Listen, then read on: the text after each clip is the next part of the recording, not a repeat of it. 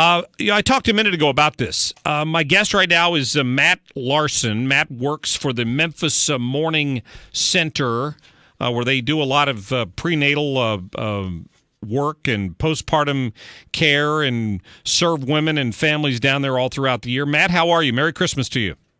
Hey, Merry Christmas to you. I'm doing really, really well.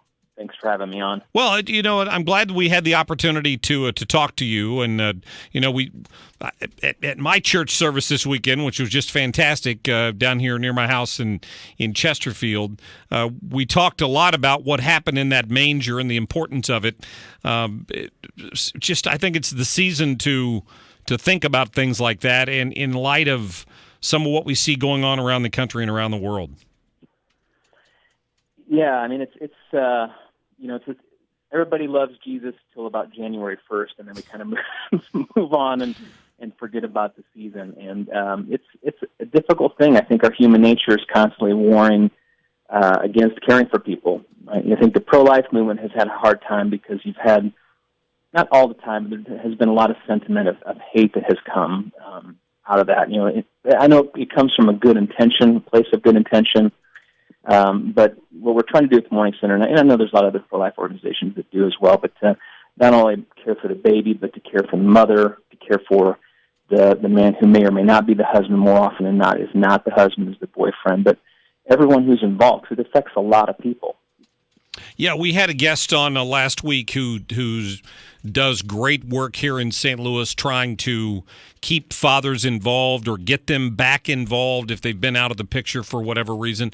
But sometimes it's that stress that's created when it's just the boyfriend or whoever may be involved who has fathered the child, which may lead women to make rash decisions. And I think it's always incumbent upon us to remind them that there are better options out there. That's absolutely right. I think it's, when if you haven't lived in a place of need before, there's good people who have had a great life and they haven't really faced challenges. It's real difficult when you're in a place that is in poverty or for whatever reason you don't have a support system to make good decisions. A simple bus ride becomes a massive obstacle. If you feel like it's great to have the baby, but that baby's going to be around for the rest of its life, and so if you don't have somebody, it's hard for me. I have my wife, and so we had 3 little boys, not so little anymore, but if I didn't have somebody to tag out with, it's really hard. I don't know if anybody in your audience has ever been with more than like 2 kids at a time. Yeah. Kids are a lot of work, You have to use a zone defense at some point. Yeah. You start getting beyond 3, and yet that's it. It's all over. So, yeah. One of the things I do love about the season, kind of bring it back what you were saying too, is that I don't think it's any accident that the God of the universe became a baby. I think there was a lot of, it didn't have to happen that way. And so you have to say, okay, well, from conception, why did the Messiah choose to do that? And I think it's a very big demonstration of life and all the arguments back and forth, when does life happen? I think you have a real hard time as a Christian saying that there isn't life in the womb. I think that's that demonstration that Christ made. Well, we've seen the stories keep popping up as different states have put greater restrictions on abortion. I think maybe Ohio was the last one to do it that I read about, but at 20 weeks. Some of us were hoping it would get pushed back even further. The governor vetoed that particular bill, but there is some hope as we move into the new year that this new administration, that President-elect Trump is going to appoint somebody to the Supreme Court, and maybe 2 somebodies to the Supreme Court, that can start moving us back in the right direction when it comes to this issue. Yeah, and that's really important. And the other partner to that would be that the heart condition really does need to change. And a lot of what we're doing at the Morning Center, by providing free prenatal through postpartum care, is we want to meet that need practically. The love of Jesus is, we do this and provide it because of the love of Christ. That's exactly why we do it.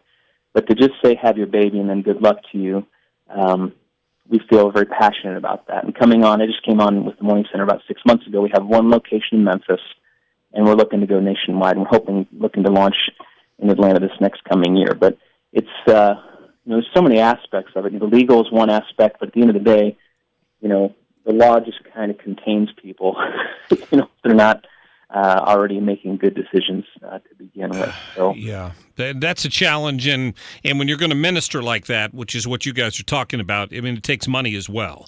So you've got to find people and maybe organizations and churches that are willing to recognize what the work you're doing and put some money behind it. Yeah, loads of cash. If your listeners want to send us stacks of cash, we will take it. No, I understand. But bless you for trying to spread this effort out. I mean, I know there are some organizations that try to do what you're doing, but it's a tall order, and you've got to get support from a lot of different places. Yeah, and we have chosen from the onset, and what I loved about, in addition to the work that we're doing, we're all privately funded, so there's no government funding in anything that we do, which is, given the state of, I'm actually in Illinois, so I'm based out of Illinois. Okay. National director. But private funds, we have individuals who support us, companies. Some of that, you get into because the pro-life can be such a volatile thing for some people. But at the end of the day, we're helping. And, the interesting thing, too, is with the Obamacare, the number of underinsured people. We have a lot of underserved people, who have challenges in their life, but also people who have insurance, but they can't afford anything beyond that, even though we have a great Affordable Care Act in place. Yeah, understood. Yeah. Well, Matt Larson, where can people go to find out more about the Morning Center?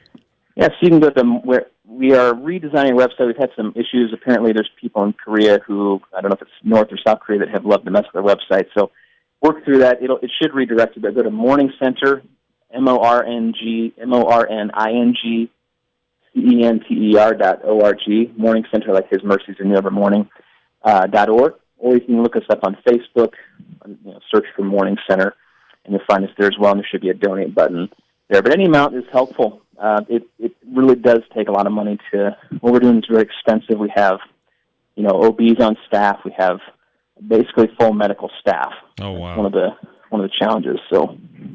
Well, but we love what we do. We got a great team in Memphis. There's some people who absolutely love the ladies. Guys who care for the guy. I think it's babies too. It's just so sweet. So we partner with crisis pregnancy centers and work hand in hand. So we're not trying to do our own thing separate from folks. We want to partner and work to accomplish the mission of seeing children be given the opportunity for life. Very good. Keep up the good work. God bless you, Matt Larson. Thanks so much for your time. Thanks for having me. Appreciate it, Mark. Yeah, absolutely. Thank you, and keep up the good. Maybe we'll see him here in the St. Louis, Southern Illinois region at some point. Who knows? Good work. It was a good story. It was one I wanted you to just be aware of what's going on out there, and that there are people fighting hard and doing that good work. So if you're looking for an organization to support, it sounds to me like that would be a good one.